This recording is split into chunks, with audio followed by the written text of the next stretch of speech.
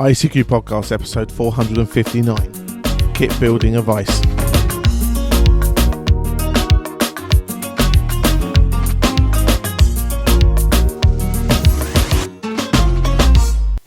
Well, hello fellow amateur radio enthusiasts and welcome to episode 459 of your ICQ Amateur Radio Podcast. Supported this episode by Denny Morrison, Golf Mike 1, Bravo Alpha November, and our monthly and subscription donors.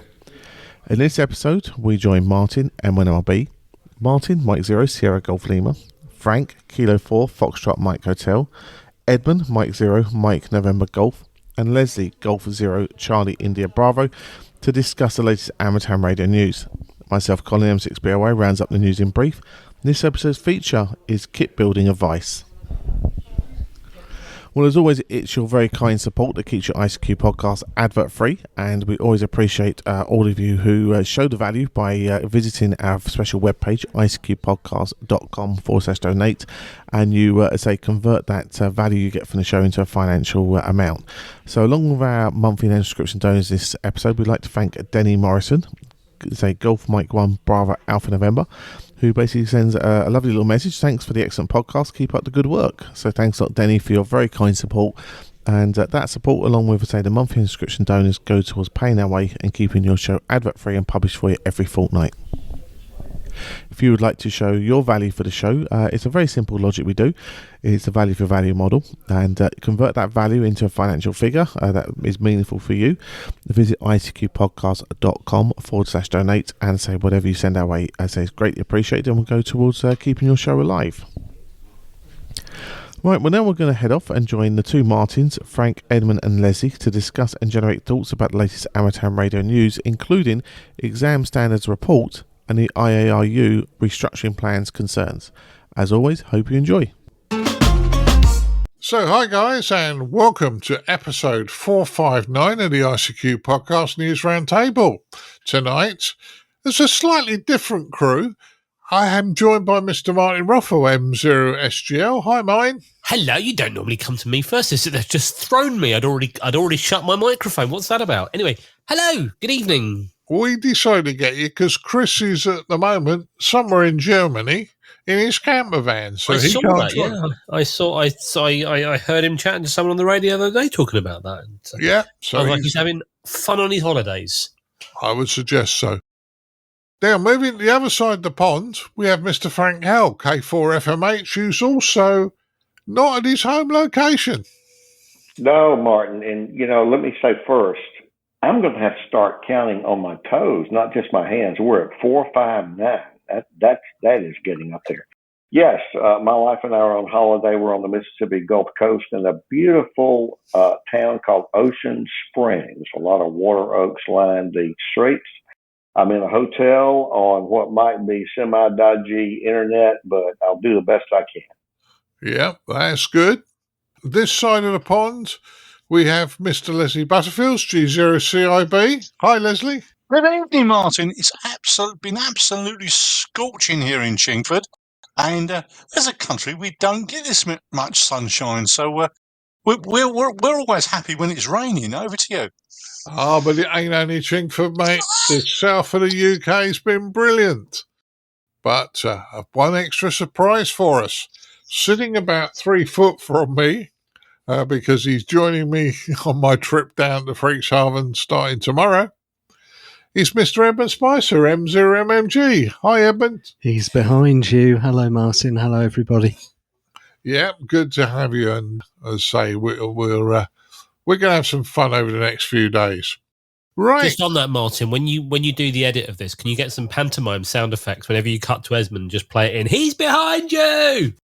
Oh dear, we're going to have fun tonight, I can tell. I'm going to download some now for you. All right, okay. Right, our first news story, Exam Standards Committee annual report from the RSGB. And looking at this report, it looks as though amateur radio's alive and kicking. There's a reasonable interest and lots of people seem to be doing it. So I think it's a good one. Now, the document's got lots of stats and lots of nice graphs. So even though Frank's in the States, I'm going to say, Frank, what do you think? Well, when you have to say, whip me, beat me, wrap me in chains, you're overworking me, and it's your exam committee, that's actually a good thing. I was struck clearly all the minutiae of the charts, tables, and graphs. That's a good thing. But as I read this, testing is up. I think even equal or maybe beyond. I'll let the other presenters nail that one down. Pre-COVID. And that is a marvelous thing. And it's a testament to the RSGB for compiling data and reporting it to the public, including the amateur radio world. And that's always a good thing, Mark. Right. Yeah, I think I agree with you there, Frank. That's always a good thing. Martin, you often don't have brilliant things to say about the RSGB, but this is a really detailed report and shows some good numbers of people coming into our hobby. So I just had a very quick look through it. I mean, it's the cheeky side of me says this is very much someone justifying their job and their existence in the organisation. But there is a lot of stuff in here. I'm not going to lie and say I've read it all. But there are some interesting graphs of trends. There is some peaks, some very obvious peaks. In fact, there's one very obvious peak in 2020 of candidates and passes that massively spiked from somewhere in 2020. It spiked from 2019 was somewhere around 1,500-ish. There's not the clearest of graph. 2020, it went up to passes just shy of 3,000, which is it was expected because, let's face it, COVID, people were at home. People had more things to do, people that wanted to get involved. That's the foundation level. Little peak of intermediates and foundation, the advanced staying more or less the same. So it's certainly some interesting reading. I do wonder, because they say there are more candidates now, they've gone above pre-pandemic level. That's, of course, is a good thing. More people coming into the hobby. More people obviously did it in the pandemic. Are we doing something right? I say we, the amateur radio world, everybody. Is something here going right? Is it because they've made it easier? Is it because the tests, the exams and stuff are online? Now, I don't personally agree with online testing, whether that's amateur radio, whether that is any other. Well, I don't personally agree with that. That's my own thing. I think you should, but the training, absolutely, you could do it online. Although I do wish they'd bring back the practicals. There's lots of people that are too shy to pick up a microphone and things like that. I don't know. I don't know why it is, but the fact that it is there, it is good. There are more people coming into the hobby. That can only be good because, let's face it, more people coming in. The older generation, if people don't come in, the older generation are going to start disappearing, and then the hobby goes. So more people coming in, that's got to be a good thing. Yeah, it certainly has. And the problem is you can't do practicals with online testing. And exactly, which is why it should go back to in-person testing. Yeah. But then that becomes in-person training as well. So, and that's not, some of that is not a bad thing. We've offered that at the club and people don't take us up on it, but there are still people that are too shy to pick up a microphone that look and got no idea how to tune. They know what it is, but they don't know how to do it. Very true. Very true. Edmund, what's your thoughts on this one? Well, I hadn't been aware of this until I arrived here this evening, but it doesn't at all surprise me to read that there has been an increase recently. I know it's only anecdotal, but certainly down on the south coast in West Sussex, I have worked, I think, 2 or 3 newly licensed Mic 7 stations and a couple of stations that were licensed many decades ago who let the hobby lapse for whatever reason and have decided to pick it up again. And in fact, one of those, even now, still 20 plus years after the Morse requirement was dropped, I spoke to an old Class B licensee last week, I think it was. Nothing wrong, Class B licensees. Martin's just been waving his hand at me. And that person still didn't know that the requirement to pass the 12 words per minute Morse test had been dropped. So there are people out there still who don't realise that change has happened. So I'm not at all surprised to hear that there are lots of people passing exams. congratulations and well done to all the selfless volunteers who make that possible by giving up their time to the hobby to bring new people in. We can't underestimate the importance of what they do. So thank you all for your efforts. And how much of this is due to it becoming easier in the way described, I honestly don't know. It could be that in 2022, for the first time in many, many decades, a war started on European soil. In the very recent past, there was the experience of the massive power outage in Spain and Portugal. So it may be things like that and the anxiety that stems from them that have prompted people to want to take up amateur radio.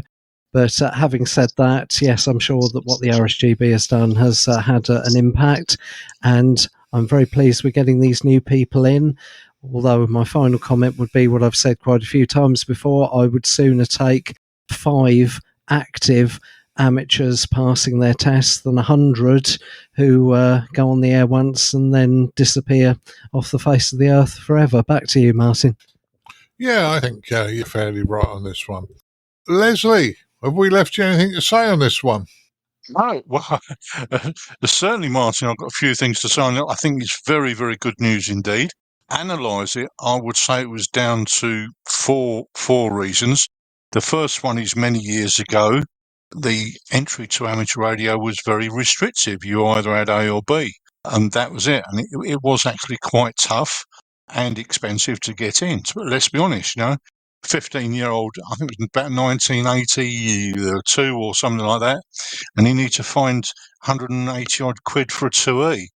Now that you can buy a handheld that does 2 meters 77 for about 20 quid. So the hobbies have never been that cheaper to get into. So it's got people in on the foundation level, which is good. That gives them a taster. Some like it, some don't, some move on, and then I'm fine with that. Obviously, you've got COVID. That had a huge effect.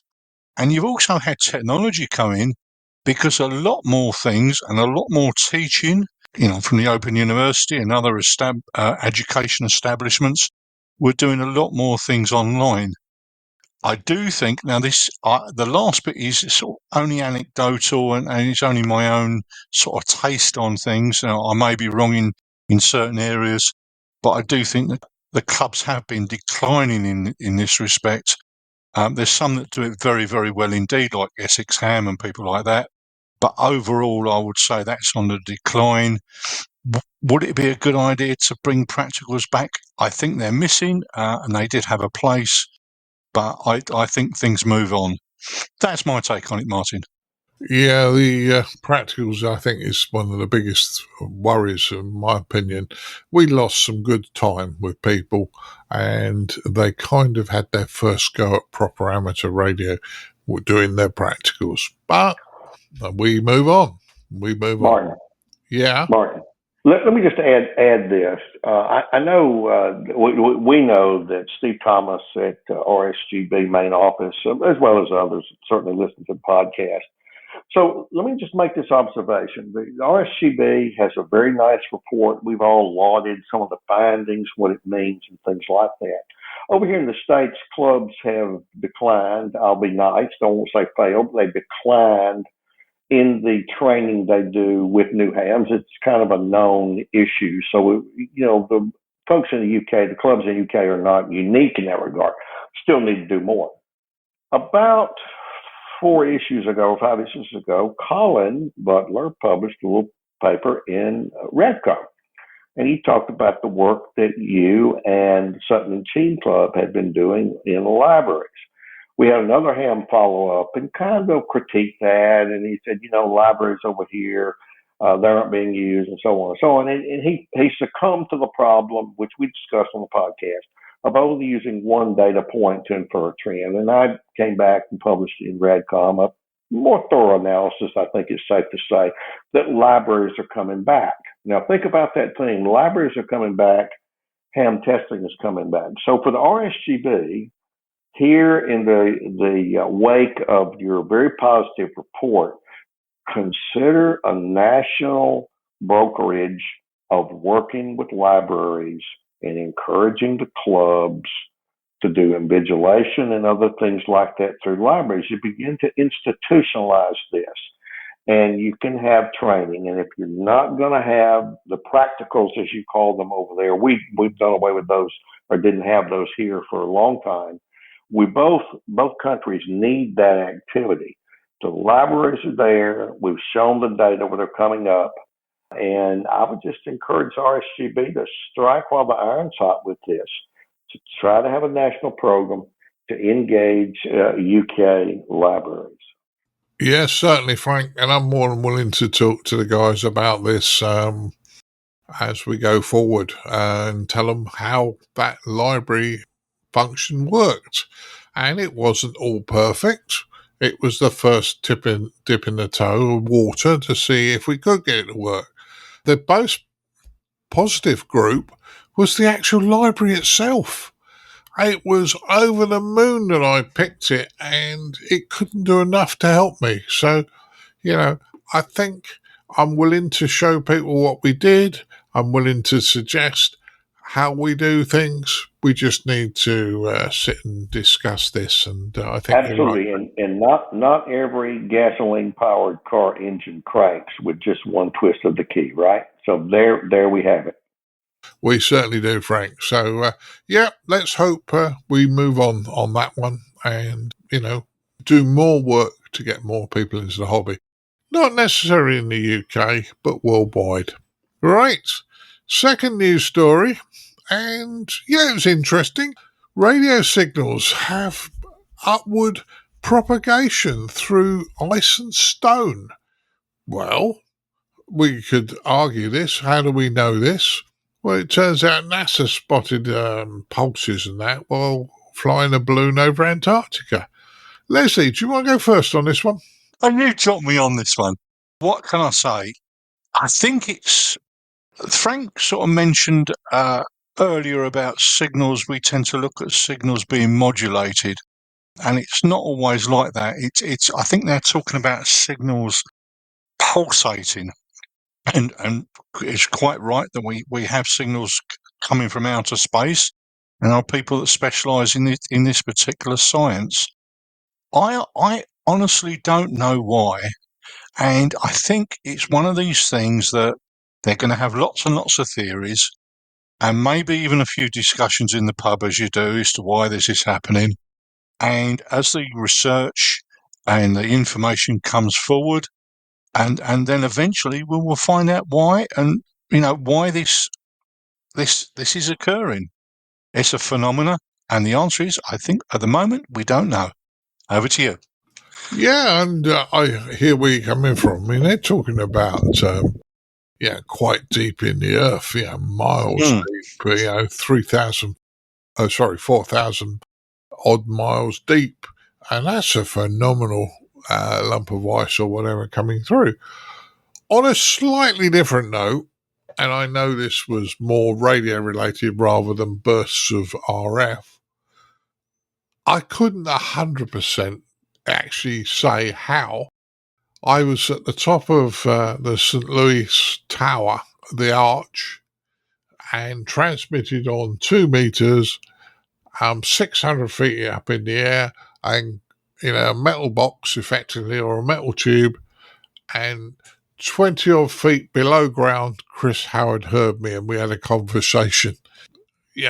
So there are phenomenals that happen that we can't necessarily understand. And I've talked to lots of people, and there's lots of reasons they think it might be, but nobody can give me a definite definitive. Frank, what's your thoughts on this one? Well, it's an exciting story, and it does have some impact on amateur radio because there are always a group of hams that are interested in strange radio phenomena. Let me capture this way. This comes from an article published by a large team of scientists in a peer-reviewed journal called Physical Review Letters. Now, this journal, while really stand-up, top of the line publication today, began as a group of physical scientists who, many years, this is 134 volumes of this journal. I don't know that equates to years, but it could. So think of a journal that began with very meager newsletters, even maybe before mimeograph. But imagine some mimeographed newsletters that said, "Hey, Martin, I poked a bear. He woke up and growled. I wasn't aware that they would do that. What do you think?" And it began with things not much more than that, a way to simply share some very preliminary scientific results without it getting blown up into a more formal study. Now, 134 volumes later, they are quite a significant journal. And I've read or tried to read through this particular article. And what you said is that, remember, it's pulses that they were observing. Now, keep in mind, they weren't looking for these.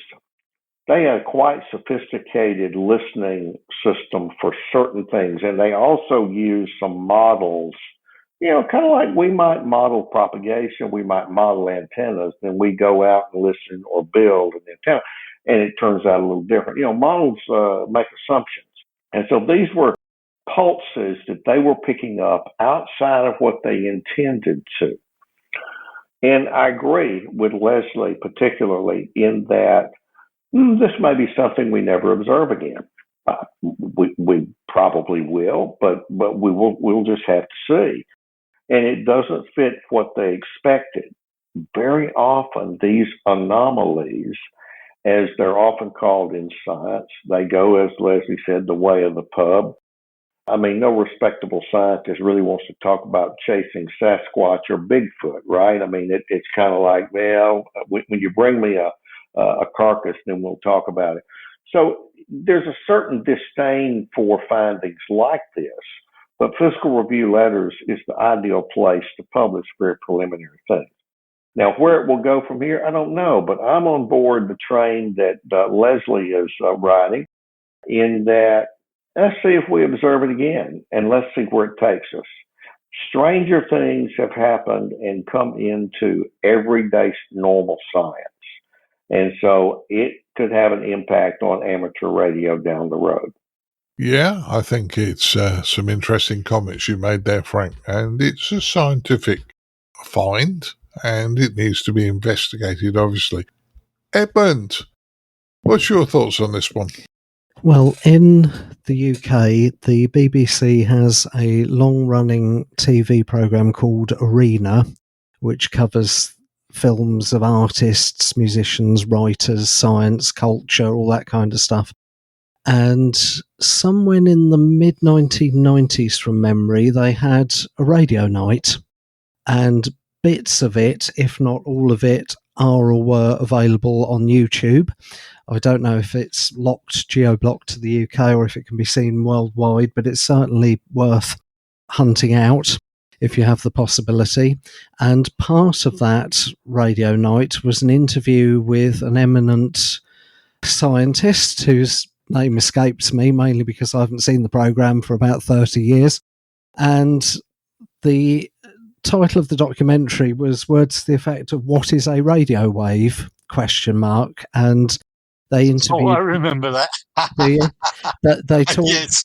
Talked to many eminent people, and the program concluded with the professor who was being interviewed saying words to the effect of, "Sometimes radio waves behave in a way that you would expect a wave to behave, but in other circumstances and situations, it behaves far more like a particle. So if you were to ask any expert worth their salt, what is a radio wave, if they were going to be honest with you, the answer would be, I don't know." So with that firmly in my mind, nothing surprises me. I think I've heard years and years ago about, at the North or South Pole, people laying dipoles on the floor, on the ice sheet, and it then behaving in the same way that the equivalent dipole would if it was at that height above ground hanging in the air. So I think I knew that radio waves can penetrate ice, even quite a lot of ice. And cave radio is a thing. The RSGB has published a book recently on that very subject, which I haven't read. So I think 40 metres even can work quite well for cave communication in certain circumstances. So that's a very long-winded way of saying nothing surprises me. I don't know how or why it works, so maybe it's just a case of just being prepared to accept that it does, whatever the explanation is. And if it's on YouTube, and if you can find some or all of it, BBC Two Arena Radio Night from about 1994, well worth a look. Well, that's a very interesting one there, Edmund.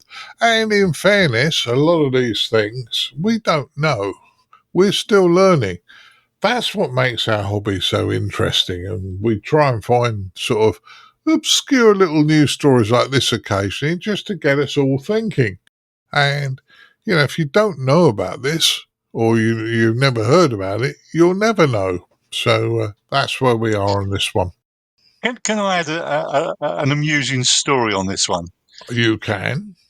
Many years ago, we used to take people for trade boards on radio and radio telegraphist and all that type of stuff. And one of the chaps had just passed the course, and he was like, yeah, really proud to get through and all the rest of it. And he knew his stuff.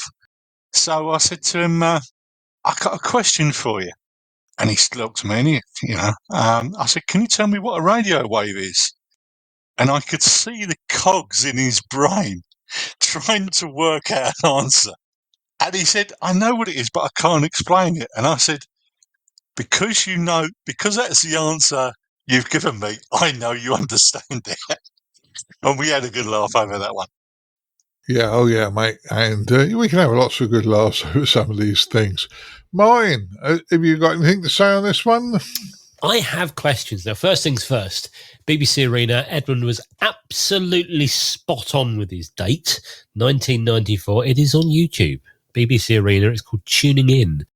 And there's lots of stuff on there. I will be, and one of the things it says, what is a radio wave? Presented and directed by Dr. Fisher Dilkey. So that's on YouTube if people want to check it out. So yeah, Edmund mentioned initially as well about lying, I think, dipole antennas on the ground. Is ice in Antarctica, is ice salty, like salt water? Does that, like seawater is a great ground plane? I wonder if that helps with things like that. But with this story, I want to know, and how do, who is it this is doing? NASA. How do they know that these signals were coming from way down in the earth below them, below the ice? How do they know it wasn't skip? They're up in the air, where, let's face it, the higher you are, the more stations you can potentially hear. You could be up in, amongst all the atmosphere, you could be hearing all sorts of stuff. How do they know it's not some bloke with a massive burner on his CV putting horrible sproggies all over the place? How do they know that it's not someone, sending Morse code, or, we hear about like the number stations like the buzzer and things like that are sending signals out? How do we know that there is not something like that is just sending something? So what makes them say it's under the ground? If it is under the ground, it's fascinating stuff. I wonder where these sort of things, transmissions, come from. There's something generating a magnetic wave that can be picked up. How, it doesn't say it's not a specific frequency. It's probably over a wider frequency, but something is generating it. What is it? The magic of lightning, we sort of know that, how that's produced.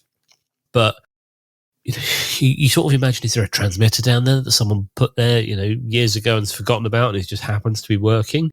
The Hebridean hum, we talked about that a while ago. What makes that? It's this natural science stuff that just absolutely fascinates me. We sit there and we spend thousands of pounds on radios that are all like nicely made that can generate a pure signal and things like that. Things can be generated naturally. One day someone will work out how to modulate it properly and stick a microphone into it, but that's obviously a long way. But yeah, it's fascinating stuff, and I would love to know more about this. Well, that's why we bring these news stories to our listeners, and And we don't always agree and we don't always understand. But unless we raise some of these and make it interesting, it would be very easy. This episode would have been very easy to put together because I could have put a number of people were going to Friedrichshafen thing and and field days happening in the States. That was all pretty much the news stories were this week. All announcements of those things. But I thought these were interesting. I thought this was an interesting one to run. So it very much is. There's a comment in here actually that says that these signals defy the laws of physics. Well, I put it to you that perhaps the laws of physics are not fully known because clearly they don't defy the laws of physics because you can't, that song, from Star Trek, and you cannot change the laws of physics. I'm sorry if anybody's now going to have to get that stuck in their head, but maybe we don't fully know the laws of physics. Well, listen. Let me chime in on this, and Martin is correct because physics itself changes because theory evolves. If you read the paper that they published in Physical Review Letters, they focus on neutrinos. Now, gosh, when I took physics in high school, that word was not created yet. There were neutrons, photons, in a class full of morons, as my teacher said. Okay. So again, neutrino didn't exist. Why does this exist now? Because the theoretical base has evolved. And the other thing, Martin, I would say is that this was a pulse. And when we hear the word signal, many times it's modulated in some fashion. It's not always. But I dare say if today we heard a spark gap transmitter on one of our receivers, most hams wouldn't know what the heck that was. If you want to emulate that, if you're around an agricultural site that uses electric fences, it pulses periodically until the stock, the herd, gets shocked a few times, and then they're smart enough to realize, I ain't going to touch that fence anymore, right? So I guess that's the thing to keep in mind is that this isn't just kind of like the BBC transmitting. It's a pulse. And the thing about the laws of physics, defying the laws of physics, I would argue that was a little bit of a journalistic misinterpretation.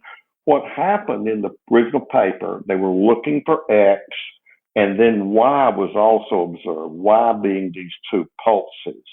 So I don't think any laws were being defied in the realm of the physicists doing the work. I think that was the journalist interpreting that. It simply was a surprise to the research that they had designed. Now, that would be my take on it. I'm not a physicist either, but I know a couple who are pretty good. Yeah, I agree with you, Frank. We're learning all the time. And, you say the laws of physics. Well, yeah, you could argue. On a completely different note, who would have thought 150 years ago we'd fly over to the States? People hadn't flown 150 years ago. So, but the laws of physics, they go, no, that's not possible. Nobody's going to do it. And things change. So, yeah, I understand where you're coming. Right, let's move to our next news story. And we've covered a little bit about this, but the Wireless Institute of Australia highlights concerns regarding the IARU's restructuring plan. I think they're a little bit worried that they're going to be left out on their own here. Leslie, do you want to go first again on this one? To be honest, it's not really my bag. I think these things will pan out in their own course. I don't know enough about what's going on in the background, to be honest. And yeah, there's concerns being raised, and I'm sure the IARU will put their side and sort of say what's occurring from their point of view. These things have a habit of panning out over a period of time, and I'm sure it'll sort itself out. But it's not really my bag. Martin, over to you. Yeah, okay. Well, as I say, there's going to be quite a thing going on over the next few weeks with the IARU. Martin, would you like to have a go on this one? Well, so the IARU, the Wireless Institute of Australia, released a statement earlier this week highlighting concerns regarding the proposal. They feel there is risk of regional underrepresentation, financial implications, and increased admin requirements. Well, they're worried about. I'm not sure how this will work. If I'm right, based on the conversations that we had a month or so ago, my understanding is the ARRL currently guide the IARU, telling people who they can put up to be voted for and things like that. Maybe you could say that the ARRL are perhaps an ally of the WIA, which wouldn't be. I don't think we're all in it for the same game, aren't we? So in theory, we would be an ally. They would be an ally, but the fact that it would be centralised, I don't see personally what the issue is. Why they think that they would be underrepresented, have financial implications or increased admin requirements. Some of those, I don't quite get where this has come from, but be interesting to see. Well, I think the problem is, Martin, is at this point in time, we have 3 regions. Region 1, Region 2, Region 3. They are consolidating their head office into Switzerland, or proposing to, and dealing with everything from Switzerland. I can understand why the Australians are quite concerned. Equally, me living over here in Region 1, if what I've heard recently is correct, and I have no reason to believe why it wouldn't be, the ARRL will literally work the IARU in Region 2 like a puppet. So if you're going to be independent, you've got to be independent. And in many ways, I think that's where we're going. Frank, shall I pass this one to you and you clarify it for me? Well, I may make it more obscure, Martin, but I'll do my best. Couching the WIA's complaint is that they're going to be left out. I think a couple of the other presenters have indicated this. If you simply read the proposal that's up for consideration, it discloses that the ARRL puts in a lot of money. And by doing so, they dictate who is going to be put up to vote on. So in other words, if I tell you who you get to vote on, then I'm determining your vote. Because if I restrict those choices, then it's going to always be someone that I, as an organization, want. So I would point that out, that right now, many are already left out. If there are 2 things going on, as I see it, if you centralize the business operation, right? I mean, that's common today, where there are back office operations for, whatever. And some on this podcast work, for a large company that resells a lot of things, right? And so that's large enough to have them in many places. But if we have it in Switzerland, now that's a good choice in many ways. The Swiss have historically tried to remain neutral in terms of international politics and things like that. There are other groups that are centralized in Switzerland for the same reason, because they're sort of a neutral country politically. And that's neither here nor there for amateur radio, but it's an interesting option. If the business operation is run out of a central office, that's one thing. It can be much more efficient and cost less for the activities, right? That's kind of sort of standard business operations, right? The big difference is the democratic process, also not centralized. In my humble opinion, it's centralized already in New England, Connecticut, and the states in many ways. So what's going to happen if this goes through? I think the mystery around it has been some of those who've been disenfranchised already for years have suddenly got this thing for consideration. The ARRL CEO has already disclosed, it's been made public, he's against this because it will affect the ARRL's interest. Yeah, they're interested in continuing to run the show and call the shots. So if the structure of that is changed, And ARRL is simply one of the organizations that, okay, they're not going to put that much money in. Oh, well, we can't afford to do it out here in the hinterlands. Well, if you want democratic process to operate and you want to be able to stand on your feet politically, then you have to ultimately get off the couch. And so, yes, it may be hard in the initial stages. And if the Swiss central office is the business operation, but doesn't also have the power that is currently invested in, say, the ARRL, then wouldn't that be a better thing in the long run for giving a greater say to all who are part of IARU? Martin, that's how I take it. I could be wrong. I'm certainly willing to listen to where I'm wrong and learn something new, but that's my assessment. Frank, thank you for that explanation. I didn't fully understand it to begin with, but you've made it a lot clearer. Thank you for that. Yeah, one of my concerns, Frank, is I'm in Region 1, and why should Region 2 be beating me up in Region 1? But that's another story. Edmund, have we left you anything to say on this one?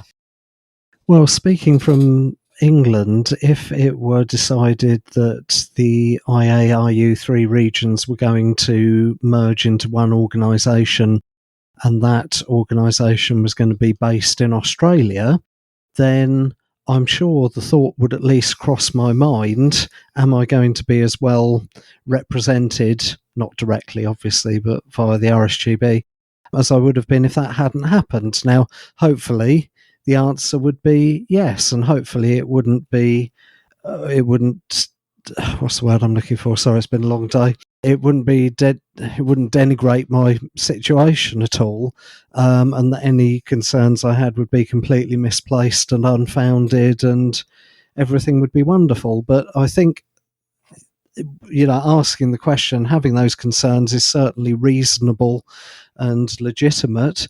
But having said all of that, didn't we say in an episode not that long ago that it was already effective decision that had been taken?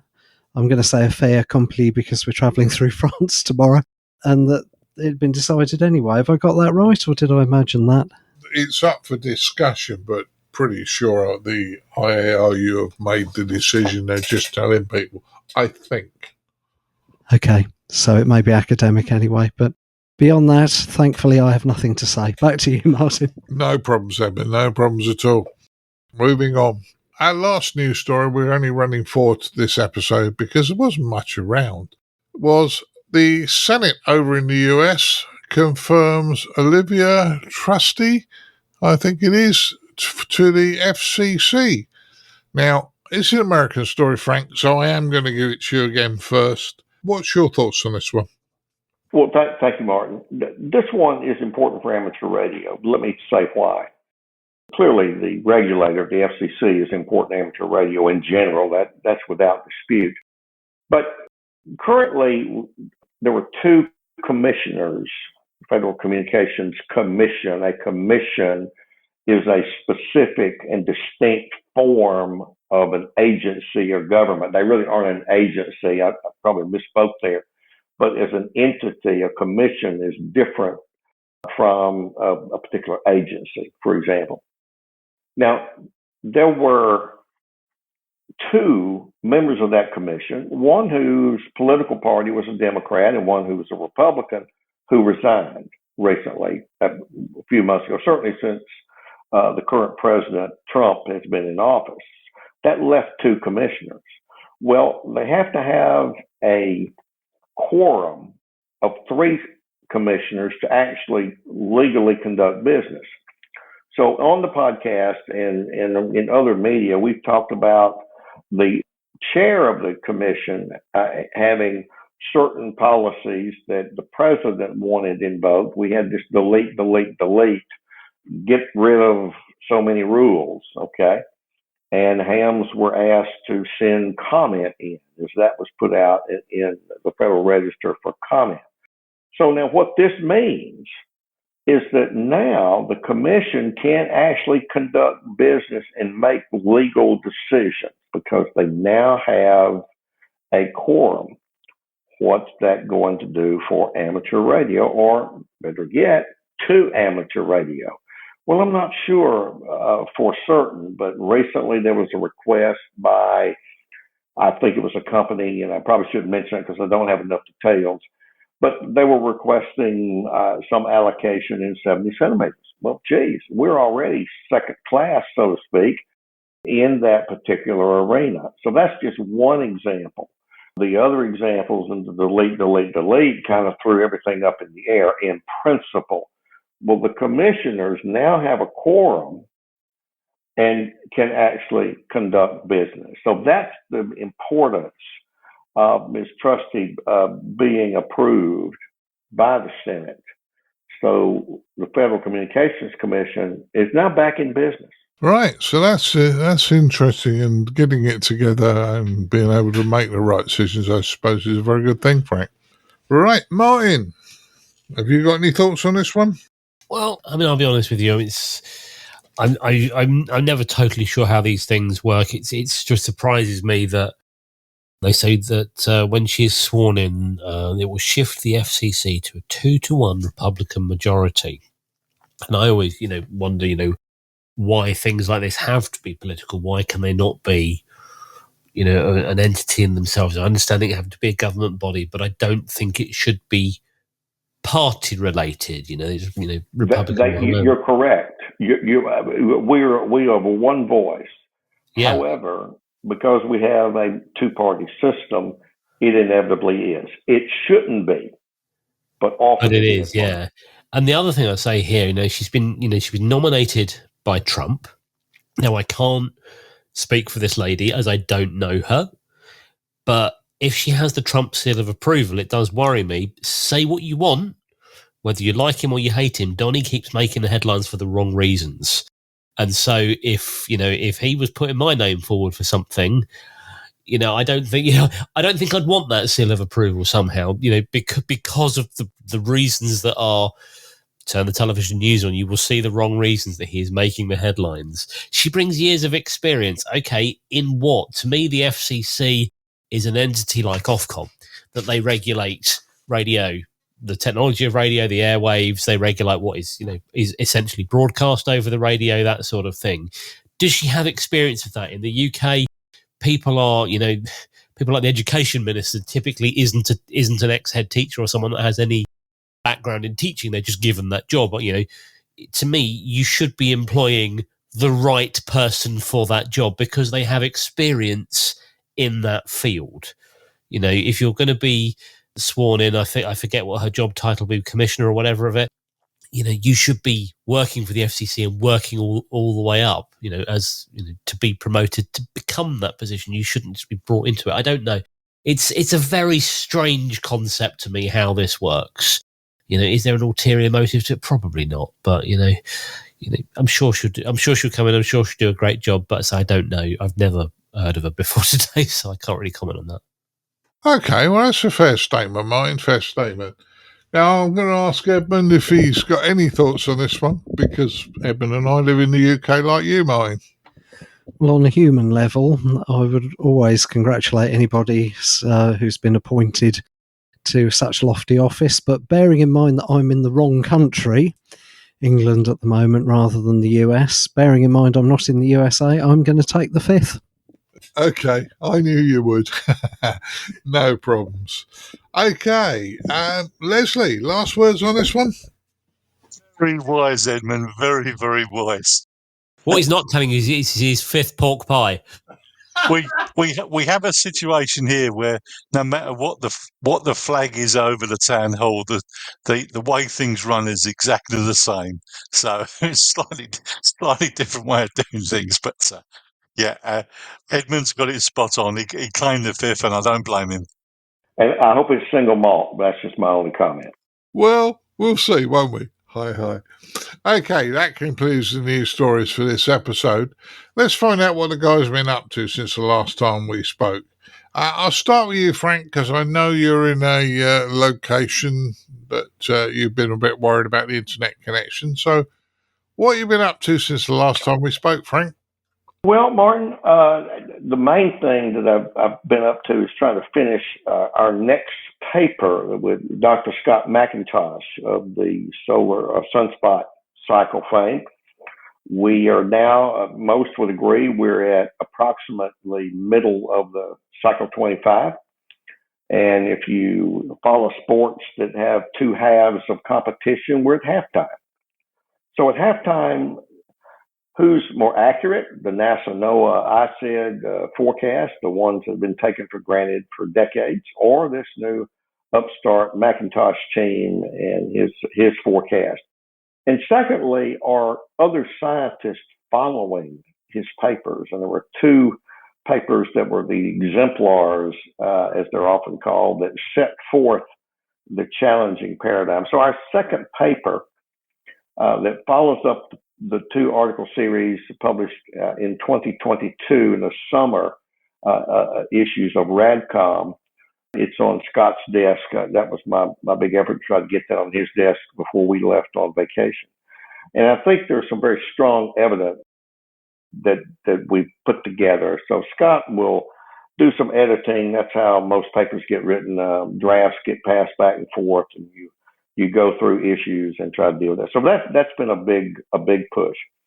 The second thing is I've continued to work on several antenna designs, and I'd mentioned, I think last time I was on, Sutton and Team Club run out of good speakers like Bill Barnes and others, so they've asked me to give a talk next month, and I'm finishing up some slides, and I've come up with some alternate builds of antennas. You know, not everybody wants to drill, cut, and saw.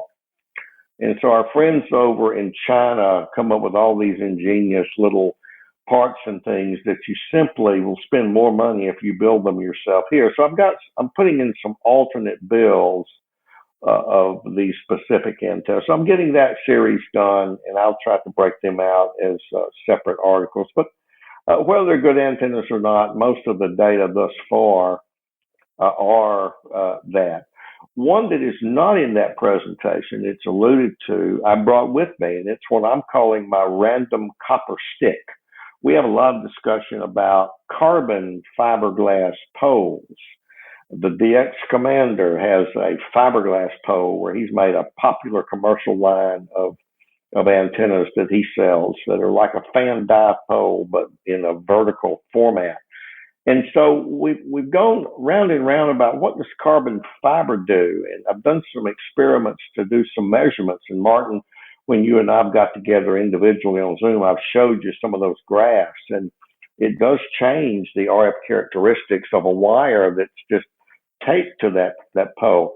So what I've done is I've used the video of one of the YouTubers. He goes by Ham Radio Rookie, and I think his last name is Edie, Ben Edie. I think that's right. I may have the wrong name. But what he had done is taken some Faraday tape and taped it to a carbon fiber pole. He was saying it was working. What I've done is copper tape. Copper is a better conductor than what's in Faraday cloth, which is mostly nickel and some copper.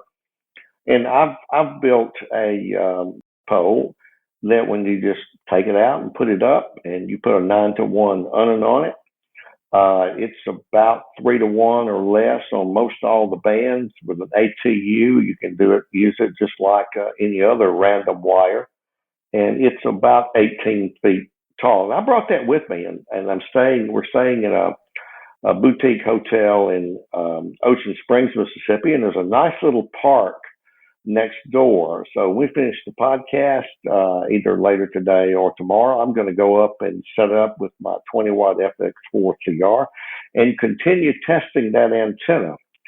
Mike N5DU and I have already tested that from the Jackson area, and we worked Delaware and the coast of Georgia on his G90, and it seemed to work well. So I've been spending some time on antenna design and trying to push some of those forward, and trying to do the measurements and collect the data that's always necessary to show that a proof of concept actually works.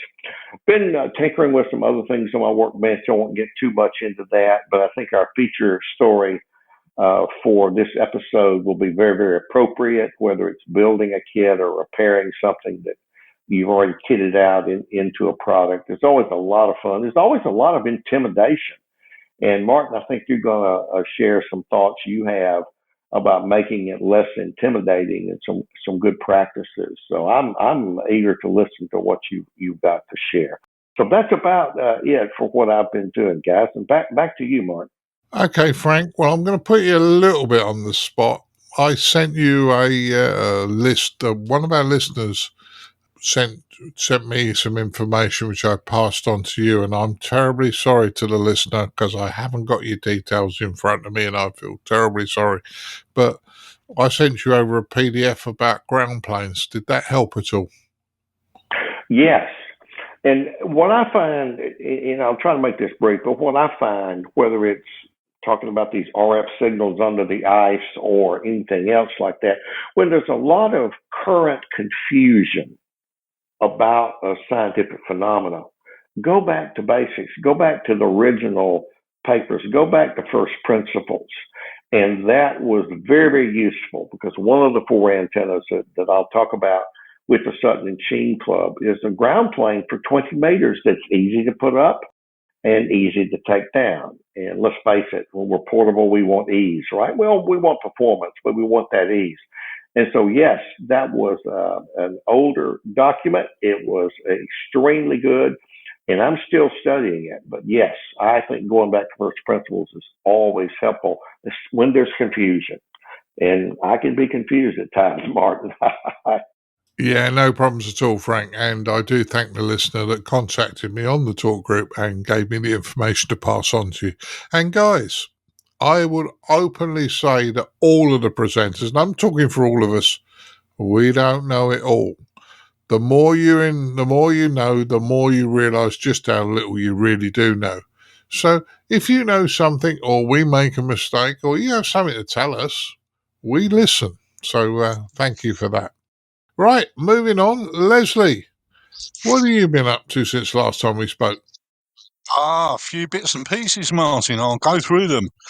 Right, first of all, I've been renovating some CW keys that was left from a silent key.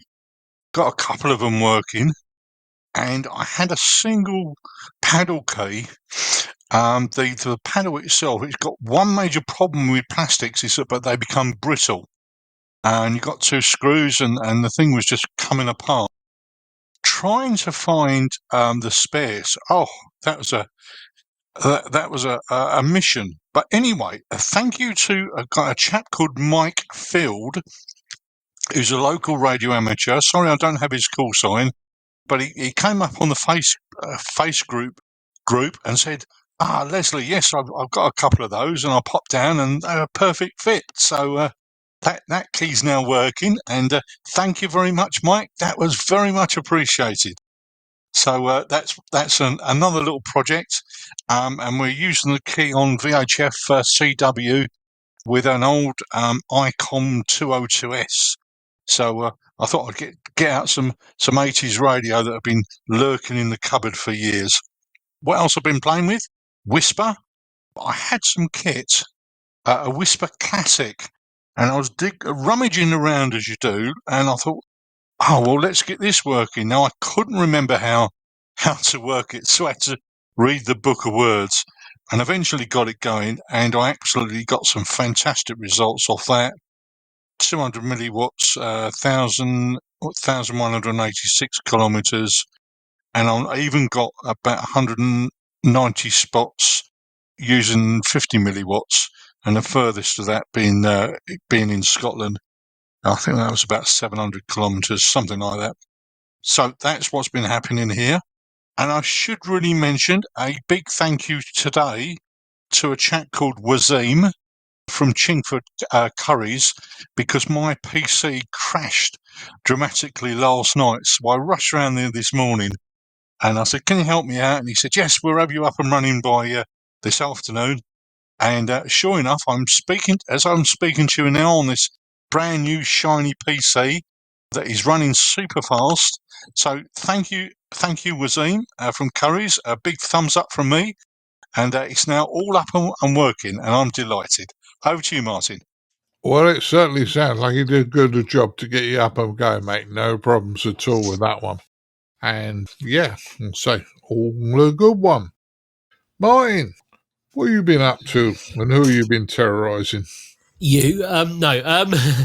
So I have used a bit of radio a little bit recently. I was driving up to my parents' house the other day during the week. I've had a couple of weeks off work, but I was driving up to my parents' house the other day, and I heard this guy on 4 meters, which is our 70 megahertz allocation in the UK. And I was just listening on 4 meters in the car. I heard this guy calling, he was breaking through the squelch a little bit. Okay. And then I realised it wasn't a UK call sign. This is interesting. Now, this is on FM. I don't have SSB in the car. This is purely on FM. And he was on the calling channel, calling CQ. And I called him back a couple of times. And he didn't hear anything. I thought, I'm mobile. I'm running 25 watts on a mobile whip. It's not going to work very well. And just as I was coming out into the open, I gave him another call. And I could hear him talking to other people. And he said CQ again. I gave him another call. And he came straight back to me. And he said it was a genuine, he was giving proper signal reports, not just 5.9 next. And he said, you're a genuine 5.7. He was in Slovenia.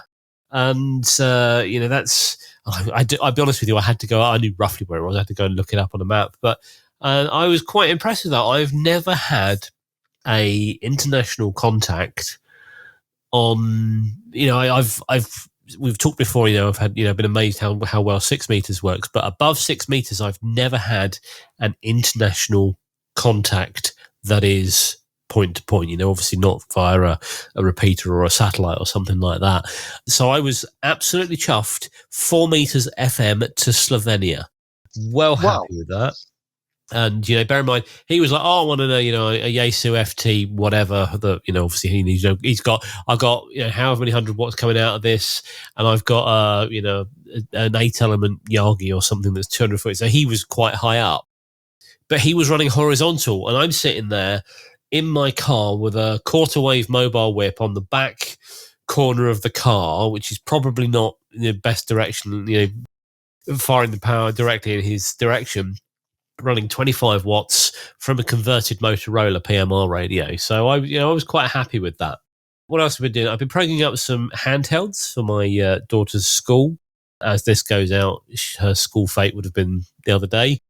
They needed some handhelds to run for that, so I've been programming up some radios to use for that. Been on the talk group a little bit. Oh, excuse me. As you can see, I'm quite tired. Been on the talk group a little bit recently. Had a few chats. Had a chat with Phil the other day. Obviously, had a chat with Martin and and Gareth. So I do try and get on there when I can. And there's times that I am just pottering around the house. I do just have the radio on in my pocket, just having a listen, which is always quite nice. I think you mentioned it perhaps before, Martin, but obviously there have been a few changes on the Fusion network, the YSF Fusion network. So trying to get my head around how to make my Fusion radio in the car link back to the talk group. I've worked out how to do it now. It's a little bit more fiddly than it used to be, but it's we're getting there. So I'm quite pleased that radio is working again.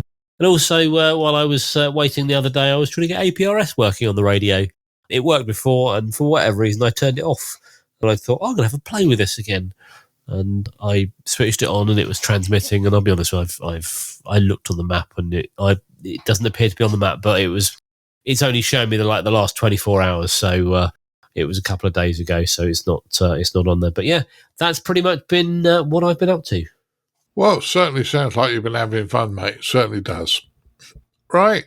Edmund, I know you were only on a couple of weeks ago like me, so I wonder if you've got much to tell us, but I think you have.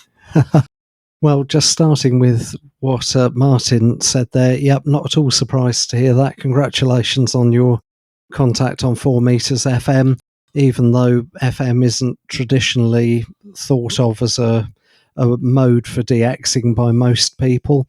It can work very well on the VHF bands, and the cross polarization doesn't really matter because sporadic E will twist the polarity of the signals anyway.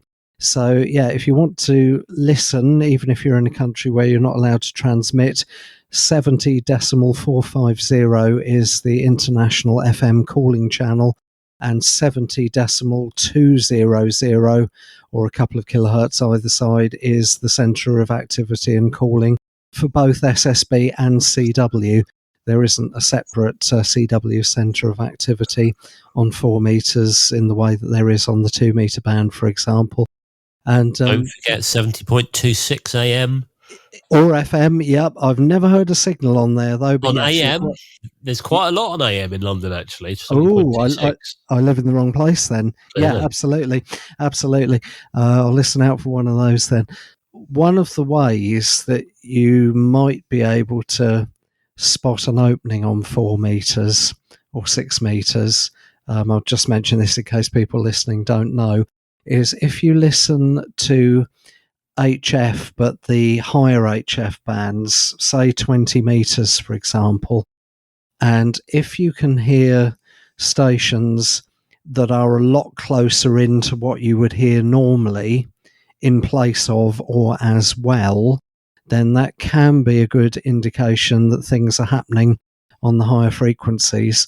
So, for example, from my location on the south coast, if I go on 20 metres, I will typically hear Italy, Russia, the US East Coast, but it would be unusual for me to hear stations from a lot closer in, for example, Belgium or France or even other parts of the UK. But if I ever turn the radio on and I'm hearing strong signals from, say, Scotland or the Republic of Ireland or Germany, the western part of Germany, for example, a lot closer in place of or in addition to the stations I would normally hear, then that is a very strong indication, without any guarantees, of course, because there's never guarantees, is there? But that's a very strong indication that 6 metres and 4 metres might be open. Herein ends the propagation lesson. Regarding what I've been up to, well, if you're listening to this on the day of release, Sunday the 26th of June, I think it is, then... No, I've got that date wrong, haven't I? Well, the day of release, whatever it is, that is the final day, day 4 of the 2 international museums on the air weekends. So even though the website is based in the UK and even though the registered stations are overwhelmingly in the UK, it is nevertheless an international event, and all bands, all modes are good. It's not a contest, so you don't have to avoid the walk bands, for example. So if you fancy working a few museums, get on the radio there, HF or VHF. All bands are okay. And if you're listening to this on the Sunday or the Monday or the Tuesday after release, if you're anywhere vaguely near Friedrichshafen, okay, the show will be all but over then, but some of us will still be in the local area. So I will be putting calls out on 145.500 and 433.500 in a mixture of languages, some of which I don't actually speak. So if you're within range, I can do sort of German-glish on a good day. If you're within range, then I'd be very pleased to work you. Back to you, Martin. Yeah, sounds like fun, mate. It does sound like fun. Well, I always sound like a broken record. What have I been up to? And not very much. Yeah, I have done some 2 meters 77s from the car. And yes, I did work Martin and a number of people on the talk group and had thoroughly good time of it. But what else have we done? Well, I've tidied up the wiring for the microphone cable in the car, Edmund, so it'll be not quite as messy as it normally is. So for our drive down to Germany, been doing a lot of packing up, ready to go, and that's kept me quite busy. You met both you and Martin mentioned 4 meters, 6 meters, and ways of determining it. When I first came into the hobby, I used to have a pocket TV, and this pocket TV had VHF and UHF on it. And in the old days, and I'm pretty sure there aren't many stations around now, but the old VHF TV receiver, if it started looking so it was going to start to receive TV stations, then you had a fairly good idea that the propagation was building up. but I'm sure that that's just an old person's thing now because everybody's gone digital and higher frequencies and all that sort of thing. Not everybody. Ukraine and Russia still transmit analog television on VHF low band, and the other way that I should have mentioned is the OIRT broadcast band is still in use in Eastern Europe, which runs from about 65.7 to 74 megahertz, which means sometimes you can be listening on 4 meters FM calling channel and it'll get obliterated by some music or some adverts in Russian, which are usually horribly distorted because they're in wide broadcast FM, and handhelds or radios normally do narrow FM for amateur radio. But yes, there's still life there, Martin. There is. All right. Well, it's a while since I've done it, and I don't own that little portable television. It wasn't that particularly good, but it was useful in the early days when I came into the hobby. Did take my Zygo G90 to the club last Monday, and I'm going to say that it's an interesting radio, as I said in the feature, the last episode. I worked a gentleman in York from the club on the club's off-centre dipole at the Scout Hall, which isn't up particularly high. I suppose it might be up about 10 metres off the ground maximum, absolute maximum, maybe not even that. I worked this gentleman in York. Now, I reckon York is probably, 200-300 miles away from me? Something like that. And I had a conversation with him exactly the same as I'd have a conversation with you sitting in a room. It was absolutely clear. It was absolutely perfect. The guy tells me he's running 500 watts. I'm running 20 watts. And I hadn't told him that until he gave me the signal report. But once I got the signal report, I told him what I was doing. I reckon he was running MVIS as well. So, just because you've got a lower power radio or a QRP radio doesn't mean to say that you're not going to be heard. Often, once the power station, the QRO station, realises you're running a lot less power than them, they revise the signal strength, signal strength and readability down quite low because their ego can't take it. But this gentleman was okay. He understood where it was going. The other thing I've been doing is I had to do some work on my Yaesu FT2D. I think some of it was pilot error, and I couldn't reprogram the SD card and had a bit of a problem messing around trying to get the SD card to work. When I'd eventually got it to work and I'd done a factory reset and all that sort of thing, when I installed the backup, and which was a CSV file, unfortunately, it had loads of errors in the CSV file, so it saved it without the repeater shifts, and it also saved, I had about 90 frequencies in there, and pretty much I think about 84 of them were disabled, and I found the switch, the little tick box over at the right, off screen at the time, and had to go through and reset them all. So that's all back and working. Like Edmund says, I'll be taking my FT2 to Freakshaven. I know he's got a newer one than me, but the FT2 is a grand little radio. Anyway, that's what I've been up to, and hopefully everybody enjoys it. All that's left for me to do now is to say thank you to all you guys for joining us, and we need to move on to the next part of the podcast. So I'll say 73s, and we'll catch you all soon. 73, guys. See ya. 73. 7-3. Cheerio. Keep your amateur ham radio podcast advert free by donating less than a length of coax. Visit www.ICQPodcast.com/donate now. For all the news, links and information, visit www.ICQPodcast.com. Now it's time to have a look at the news in brief with me, Colin M6BOY. We start off with news that the ARRL's popular Logbook of the World system is currently undergoing system upgrades. This is part of a major review and upgrade to the system in relation to the database systems it uses in storing and accessing all the information and logs and rewards, etc., and the server hosting where this is all hosted. These changes are going to hopefully make the system a lot more friendly and better performance, etc., and will be taking place up to the 2nd of July. So as I say, major upgrade there for you of Logbook of the World. Now, the Logbook of the World is a member benefit to ARRL members, but is also available to non-members by making a donation as well. So say if it's an activity that you'd like to enjoy, you can visit the ARRL.org website to find out more on that, or check out the link on the ICQ podcast webpage.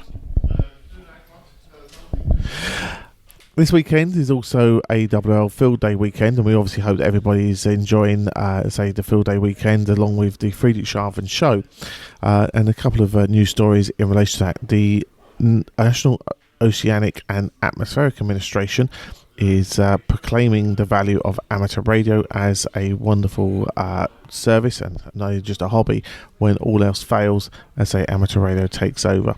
So it's highlighted in a few occasions recently where it's served agencies and in a training or technical capacity to help through various recent disasters. So it's great to see that amateur radio continue to pick up its recognition in the mainstream.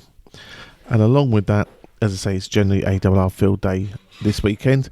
So this great activity, which is taking place every year, is the peak of the Solar Cycle 25.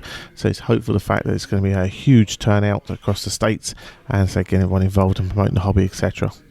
The advice you to use the Field Day site locator, featuring more than 1,200 sites. If you haven't already planned your site, so attend one of those. And obviously, as I say, there are still free downloads available to help promote your event on the last day as we release this show. So certainly do take part in that and check those things out from there. Right, now we're going to head over to our features episode, which is a feature on kit building advice. As always, we hope you enjoy. And now for this episode's feature from the ICQ Podcast.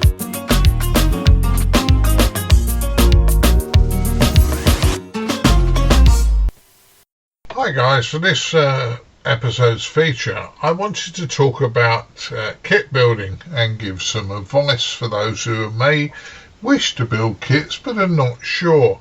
Equally, if you're an experienced kit builder, I might have one or two ideas you haven't, or if you suddenly find that I've missed something, please drop us an email and tell us, because we can pass those tips on to others as well. Okay, I was watching this video on YouTube by Jazzy Jane. Now, Jane is a very competent electronics person, and she plays with all sorts of electronics, and she was building a kit, which is fine, and it's interesting to watch.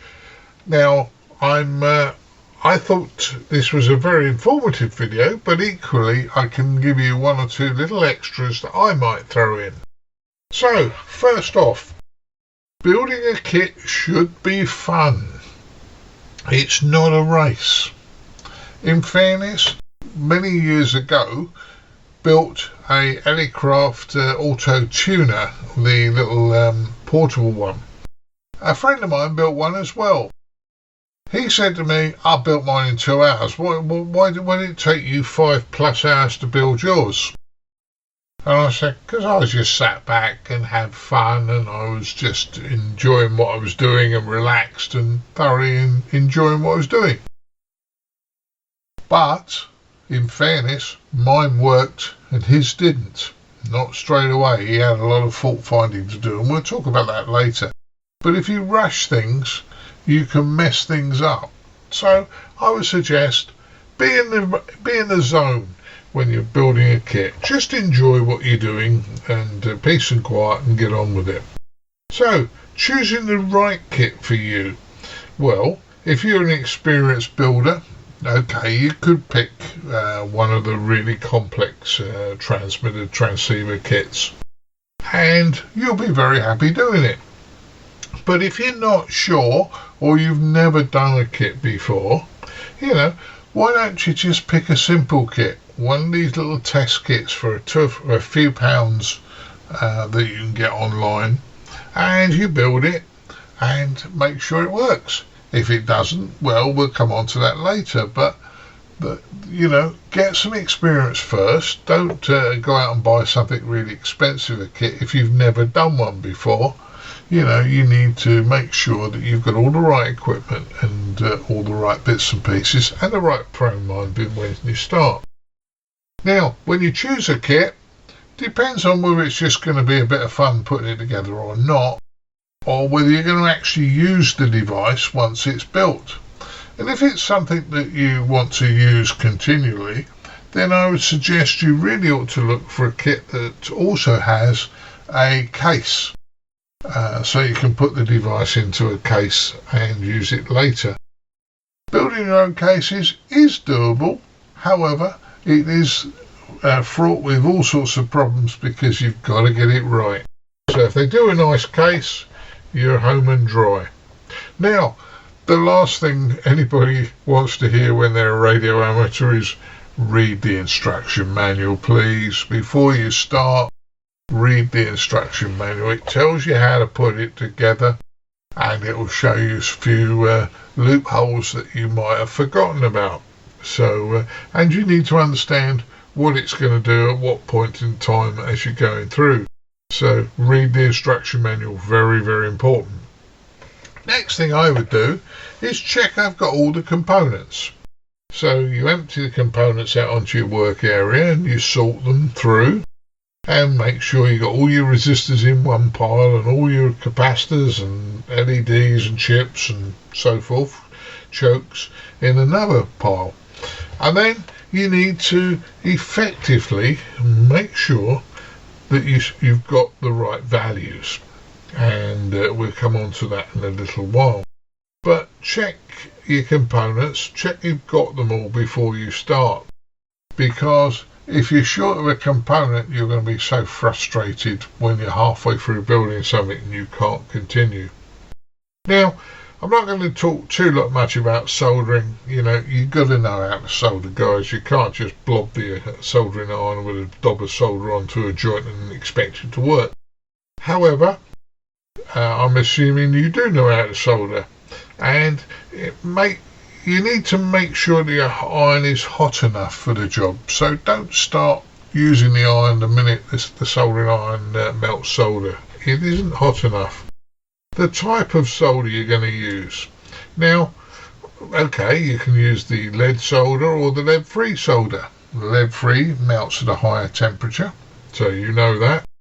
And the size of the solder. If you're making something that's quite fine work, then the diameter of the solder you're going to use can be very useful to choose, because if you've got too thick a solder, when you put your iron on the solder, too much may run onto the joint and cause a short circuit.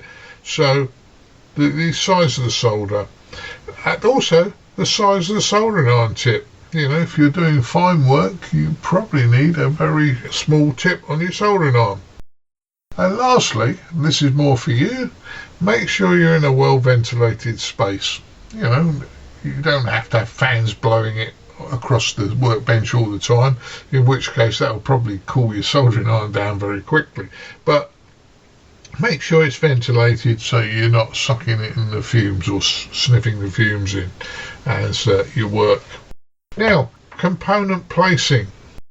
Well, you work on component placing by effectively doing what the kit manufacturer tells you. I would start off with the small devices like resistors, and in fairness, what you tend to do is put the resistors into the board. Now, before you fit them into the board, you might want to test them, and we'll come on to that in a while. But if you're making a kit, I would suggest you put all of the resistors the same way round, so that if you ever have to fault find it, you look at the board and you can read the colours of the resistors. If they're through-hole components, you can read the colour of the resistors on them. Now, if they're all from left to right or from top to bottom, then they're all the same way round, and it's very easy to read. If the one resistor or a component is upside down or back to front, then you start to think, I'm really struggling to work out what value this is. It also works with capacitors and other components as well. So, place them the right way round. It certainly helps you when you come to fault finding and repairs. Now, checking the components before you insert them. Well, if you're building something with a through-hole components and the guys have sent you quarter watt resistors or 8th watt resistors, the smaller the resistor, the harder it is to see the colour. Now, maybe that's me getting old, but it's the harder you can to see the colour. So I would suggest, if nothing else, check resistors with a multimeter. Remember, don't hold your fingers on both sides of the resistor when you're measuring it, because you will put your resistance in parallel with the resistor you're measuring. So just be aware, use the correct connectors to test resistors on a multimeter. Equally, you might have invested in a component tester, which are great. They tell you what value resistors are, what value capacitors, chokes, and all sorts of other semiconductors. But, ensuring the components are tested may help you. You don't struggle trying to work out, is this right or not, because you want to make sure you're right. And ensuring the components are installed the correct way round. Normally on LEDs and electrolytics, the long lead is the positive lead, unless somebody's cut them short before you got them. And you'll find on the PCB it will be marked positive and negative. If you get an electrolytic round the wrong way, there's a good chance it will explode. There used to be a hole in my kitchen ceiling where an electrolytic had exploded when I was trying to repair something for somebody who put one in the wrong way round.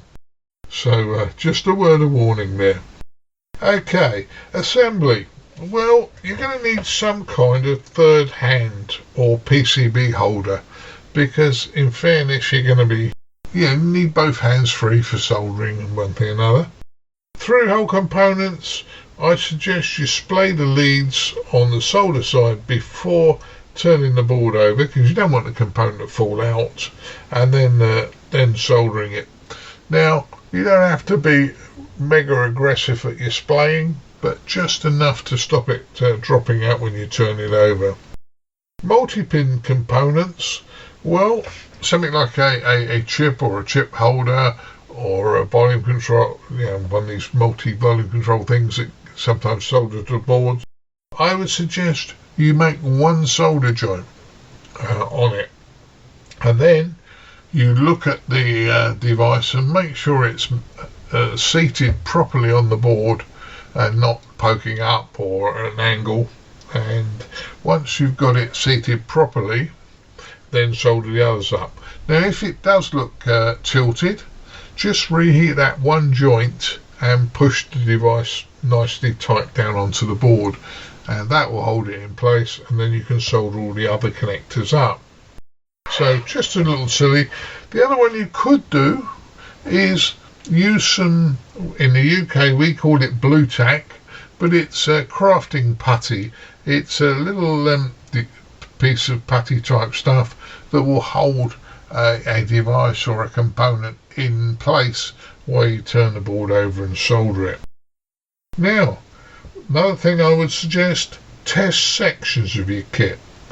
It ain't no point in building a kit and finding that it doesn't work, because sometimes the manufacturer says, build this part of the kit, test it, test the voltages, check it's working, and then move on. I would suggest you do this because it's much easier to fix a small area or knowing where the fault is in a small area than it is to try and fix a major fault. So that's another one worth doing. Now, I would suggest you give it a good visual inspection. A good visual inspection certainly helps, and when you're doing these things, you'd be surprised you might have not soldered a component, one leg of a component. You might have created a fault short circuit. We've all done it, and I'm not being dictatorial here. So it's worth having a good look round and test each section as you do it, as I said before, and check the voltages and current drawn. You know, you don't want to make sure that it's drawing too much current, because that would indicate a short circuit. Now, likely faults you're going to have if you build something and it doesn't work. Once again, visual inspection look for short circuits and open circuits, so something you haven't soldered. But it's very easy sometimes when there are two components very close together that you can short two tracks out. And that's why I say take your time when you're doing it and have a good look as you're going through it. Now, if your device has toroids, one of the biggest failings I get when I have to repair stuff for people is they don't clean the end of the wire of the toroid. Now you take a toroid and you wind it round the wire around the toroid, but you need to clean the ends of the wire so that it actually connects. Now, in this instance, once I've soldered a toroid in, I always put a multimeter across the toroid because I want to see a short circuit. After all, it's just a wire at DC, so you know you can test to make sure that the toroid is connected and not open circuit due to you trying to solder over the insulation. The other thing with toroids is often on circuits, if you've got a multi-wound toroid, you will see a dot. That dot is a phasing dot, and what it's saying is if you wire a toroid up, you wind a toroid up, you wind one winding on and then you wind another winding over the top of it, you have to wind it in the same direction as the first one. You can't reverse direction it because that will cause all sorts of problems. You have to be in phase. Electrolytics, I've told you, once again, they will explode if you're not careful. And last but not least, when you've built your device, I mean, obviously you test it before you put it in the box. But another thing is, once you put it in the box, you power it up. If it suddenly doesn't work, more often than not, it's just a wire that's come disconnected when you've been putting the kit together. I remember many years ago when I was a TV engineer, they used to have a guy who worked in the workshop, and he was really good at fixing things, but he created almost as many faults by being hand-fisted and putting the back on TVs, or sliding the chassis back in and putting the back on. So, you know, be careful when you put it together, but if it doesn't work once you put it in the box, more often than not, it's just a wire come off, and you can fix that quite easy. So, once complete, well, you'll have a great sense of achievement, which is great. If it doesn't work first time, well, you can use your skills to develop some fault finding ability, which is, you know, always positive. Look at it positive, don't be upset. And if you're really stuck, ask for help. A second pair of eyes from one of your colleagues at the club can often shed some light on something you may very well have missed. Now, I hope this is of interest, and I hope those of you who've built kits before haven't been too bored. But all I'd say is, if you're going to build a kit, just sit back, be in the zone, enjoy it, and relax, and it'll all come good in the end. I hope this was of use.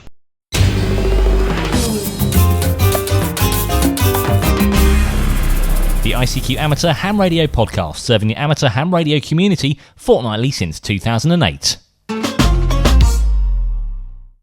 Well, everybody, I really hope you enjoyed our features episode on kit building tips, and certainly could be very apt because we're here at Friedrichshafen working on this episode, and there's certainly lots of opportunity to build kits, etc. So if you've been lucky enough to treat yourself to one, hopefully those tips come handy for you. If you're taking part in ARRL Field Day this weekend, we hope you did great success and fun and a wonderful opportunity to promote the hobby. So hopefully we'll be hearing some wonderful stories about Field Day this weekend. Now, this episode is being produced while a lot of us are travelling. As I mentioned, there's ARRL Field Day this weekend, and also a lot of the team are in Friedrichshafen in Germany. So some of the audio quality, etc., is, to be expected to be a little bit different. Just as guys are dialing in from various locations, and we're pulling together from different countries, etc., over the week. So please bear with us if there's any minor glitches or anything that might not be up to the usual standard you would hope for. But as I hope you appreciate the fact that we're doing a lot of travelling at the moment to bring you the latest news and information from around the hobby, from around the world.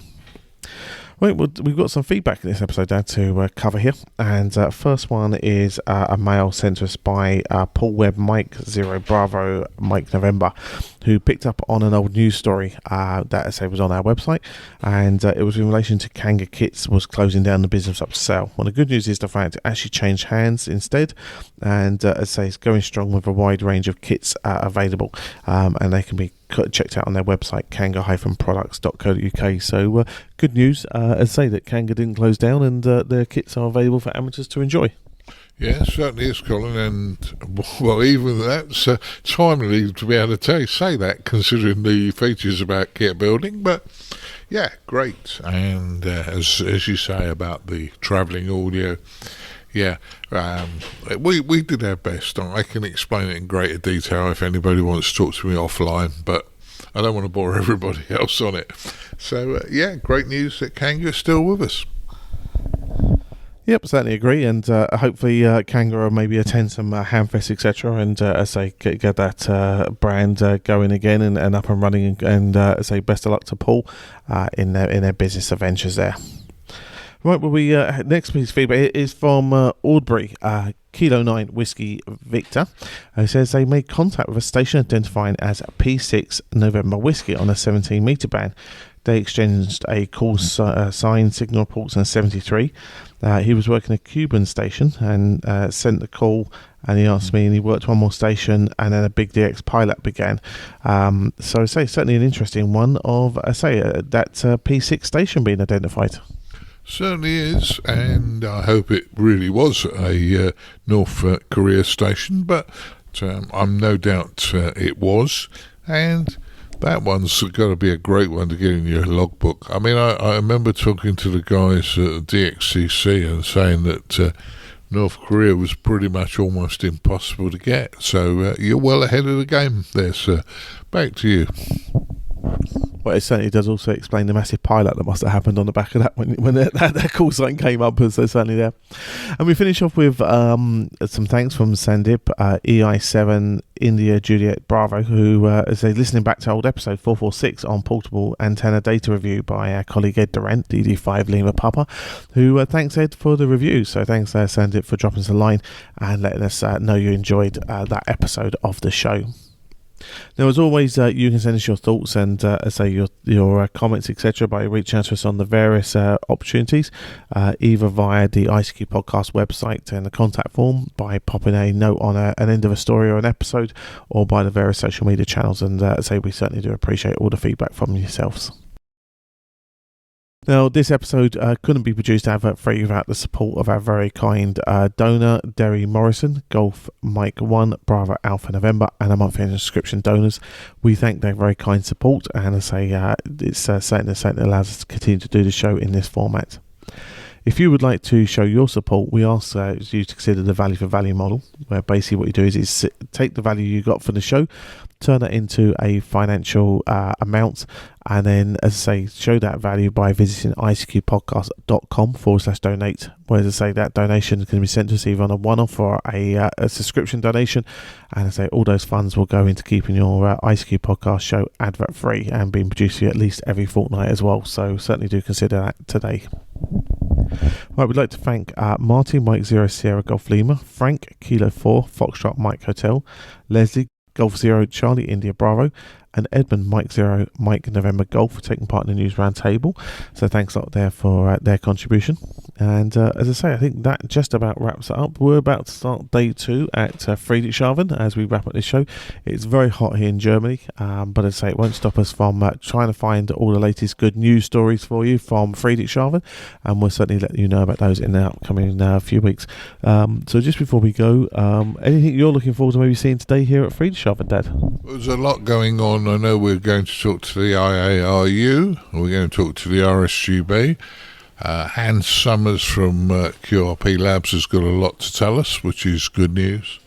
But I think the one we can't do this time, although I have done it back at the Airbnb, we can't make Mrs. B a cup of tea and find her a chocolate biscuit because we're on the road and she's sitting exactly opposite us.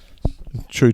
But our friend John in the press centre at Friedrichshafen might just be able to rustle up a nice drink and maybe a cake this afternoon. He's got some fine cakes, I'll let you know. So we'll be relying on John to supply Mrs. B a treat or two on this weekend. So we'll certainly do it there for you. From my point of view, there's a potential world record Morse code attempt today, which would be very interesting to see if that happens. So say good luck to the participants on that. I was hearing suggestions of 225 words a minute. I don't think I could speak that, let alone try and tap it. Not a clue.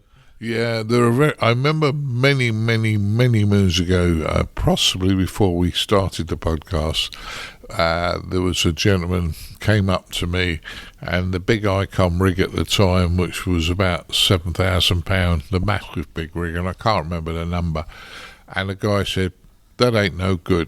And I went, "What do you mean it ain't no good?" And he said, "It don't do Morse as quick as I can." And you go, well, there's only about 60 people in the world that could do like 60 words a minute plus.